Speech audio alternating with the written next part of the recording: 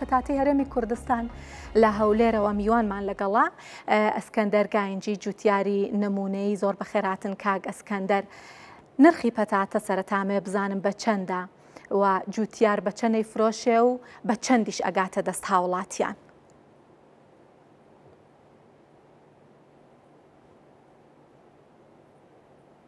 کاک ئەسکەندەر گوێ لێمە؟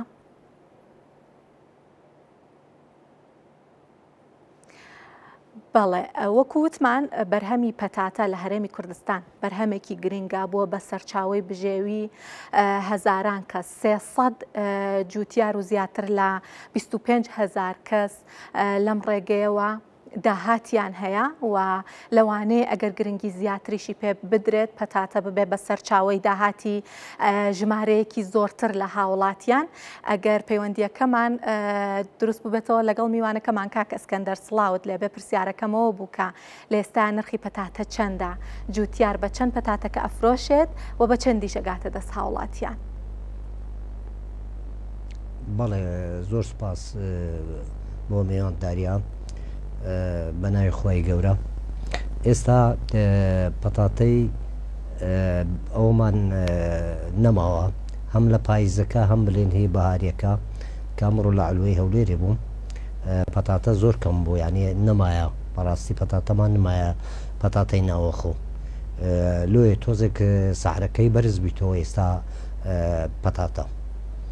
باشە کاک ئەسکەندەر، مادام کە پەتاتەی کوردستان کەم ئەبێتەوە، نرخەکەی بەرزە بێتەوە، ئەمە دەریەخات کە خواست لەسەری زۆرە. لە ڕووی کواڵەتیەوە پەتاتەی هەرێمی کوردستان چه جیاوازیەکی هەیە لەگەڵ ئەو پەتاتەی کە لە وڵاتانی ترەوە هاورداکرێت؟ بەڵێ، بەخۆی سوپاس بۆ خۆی گەورە، ئێمە خاک و ئاوێشی بە پیت و بەرەکەتمان هەیە. خی گەورە بە ئێمەی بەخشێ و هەمیش زووتیاری زیرەک و لەیاتومان هەیە بۆ هەموو بەربوومەشی کوشت و کاڵی، بۆ هەموو بەربوونەشی کوشت و کاڵی.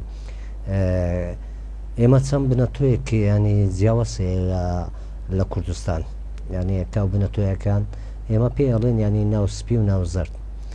سوپاس بۆ خۆی گەورە، ینی ئەو چەند 2-3 ساڵە ینی جوتیارەکانی کوردستان ڕەنجێ ڕووی خۆیان دایتە بە پەتاتەی ناوزەردەکە. هەم پەتاتەی ناوزەردەکەش لە ڕووی کوالیتیەوە بڵین، لە ڕووی خواردنەوە تامەچی جیاوازی هەیە. خواستی هاوڵاتی زۆر لەسەرەوە، هەم خواستی ناوەڕاستی بڵێن بەرەو لە بۆ بەغداش کە دەبردرێ، هەمیش لەوێش خواستی لەسەر زیاتر پەیدا بووە. بۆیش ینی ئەم ساڵ سوپاس بۆ خۆی گەورە لە بیدایەتەوە پەتاتە لە ڕووی سەحرەوە سعرەکەی نەشکا و پارەی کرد. باشە کاک ئەسکەندەر، باسی ئەوەتان کرد کە ئێستا پەتاتی خۆماڵی کەم بووە.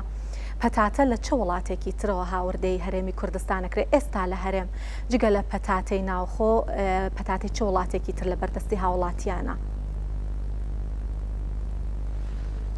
ئەمڕۆ نەناو ئەلووە بووم، پەتاتەی سووریم دیت، پەتاتەی سووریم دیت نەناو ئەلوەی هەولێرێ. ئەویش من کە سەیرم کرد ناوەکەی شکاند و تەمەشاشم کردێ، ناوسپی بوو بەڕاستی، ینی بەداخەوە چکە پەتاتەی ناوسپی لە ڕووی تام و تێژەوە جیاوازە، وەکو ئەوەی ناوزەردەکە نیە تام و تێژێکی خۆش و تایبەتیە بیتن. باشە کاک ئەسکەندەر، ئەبینین ناوە بەناوە کە پەتاتەی خۆماڵی لە هەرێمی کوردستان پێگات، حکوومەت هەندێک ڕێکارەگرێتە بەر بۆ نمونە ئیتر هاوردەی پەتاتە قەدەغاکە، ئەمە تا چەند سوود بە بەرهەمهێنەرانەگەیەنێ و سوود بە ساختکردنەوەی بەرهەمەکەیانەگەیەنێت؟ بەڵێ، من باسی ساڵی هەشتایەکان دەکەم لێە کە لە ساڵی هەشتایەکانەوە من لە تەمەنی منەوە کە ناوی شکشتکاڵیمەوە هیچ بەربوومەشی دەرەشی نەداهاتە ناو عێراق و کوردستانەوە. ساڵانە ئێمە هەر بەربوومەکانی خۆمانە ئەما خوارد و هەم لە وشکردنەوەی بڵێن ئێمە پێدەێن لە کە تەماتە یان بامیە و باینجان و ئاوی تەماتەشمان دەگرت، هیچ بەرهەمەشی دەرەشی نەبوو و پێش دە ژیانی و هەم ڕووی تەندروستیشمان زۆر زۆر باشتر بوو.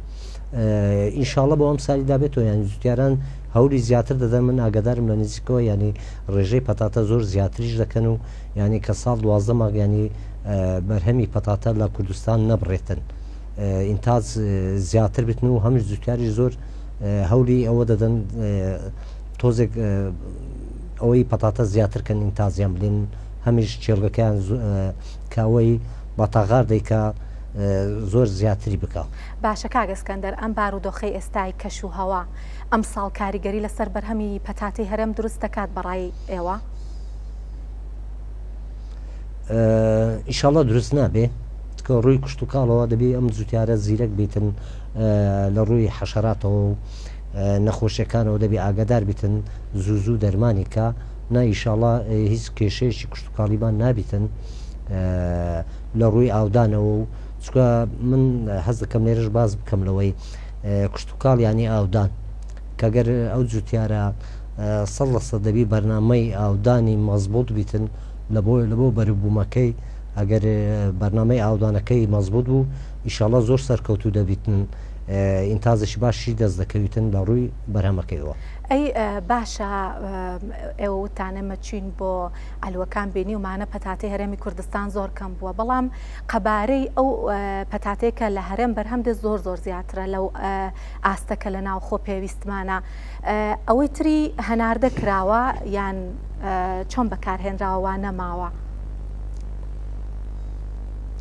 بەڵێ بخۆی بەرهەمەکانی مە زۆری بۆ ناوەڕاستی عێراق دەڕوا بۆ بەسترایە بۆ بەغدایە بڵێن بەرهەمی کشت و کاڵی بە سەتا 6 هەتا هەفتا ینی بەرهەمەکانی مە زۆری دەڕوا لەو ناوەڕاستی بەغداوە بڵێن برا عەرەبەکان دێن لێمان دەکڕن چکە لە بۆ ناوە خۆمان ینی زۆر ئینتازمان زۆر لاەوەی زیاترا کە ئێمە بەکاری دێنن بۆ ێژدە ساڵانە ئێمە بەربوومەکانمان هەموو ڕەوانەی ناوەڕاستی عێراق دەکەین و بە تایبەتیش پەتاتە ساڵانە چەند تەنێک ینی ڕەوانەی هەناردەی وڵاتانی عەرەبیەکان دەکرێتن هەم ئیماراتە یان قەتەرە ساڵانە ڕەوانەی ئەو وڵاتانەش دەکرێتن. بەڵێ زۆر سپاس ئەسکەندەر گاینجی جوتیاری نمونەی کە لە هەولێرەوە لەگەڵمان بوو.